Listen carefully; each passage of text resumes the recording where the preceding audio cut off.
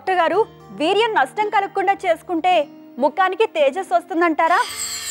ఎట్టి పరిస్థితి రాదు. చాలా ఏమిటంటే వీర్యం చాలా బలవర్ధకమైంది, చాలా శక్తివంతమైంది అని అనుకుంటారు. బొట్టిది. వీర్యంలో ఏ రకం బలం లేదు, దాంట్లో ఎటువంటి తేజస్సు ఉండదు, అది దాంట్లో ఏ రకంగా కూడా ఉపయోగపడదు. వీర్యం నథింగ్ అండి. నోట్లో ఉమ్ముకైనా విలువ ఉందేమో కానీ వీర్యానికి ఎటువంటి విలువ లేదు.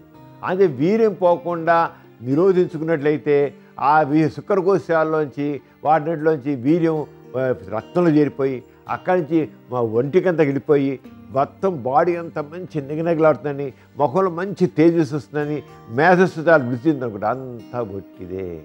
వీర్యం ఏమాత్రం కూడా రక్తంలో చేరకూడదు, చేరితే నష్టం కలుగుతుంది. చేరదు అసలు ఎలా జరుగుతుంది? ఇప్పుడు టెస్టికల్స్ నుంచి ఒక వీరికణాలు తయారవుతాయి. ఆ వీరికణాలు వచ్చి దీంట్లో శుక్రకోశాలు చేరుతాయి. శుక్రకోశాల దగ్గర నుండి బయట నెట్టడం కోసం దాంట్లో ద్రవం ఉంటుంది. ఆ ద్రవం అలాగే ప్రోస్టేట్ గని ద్రవం కలిసి బయట నెట్టుతాయి. ఈ ద్రవం ఏంటి? దేనికోసం?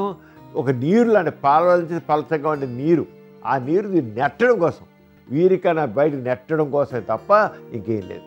అంచేత వీర్యంలో ఏదో బలవర్ధక పదార్థం ఉంటుంది కదా, మీన్లెస్. అది తెలియక పూర్వకాలం వీర్యం అంటే చాలా గొప్పది, ఎంతో బలవర్ధకమైంది, మన శరీరంలో సారవంత పదార్థం వీర్యంగా మారుతుంది అనుకునే వాళ్ళంతా ఒట్టిది.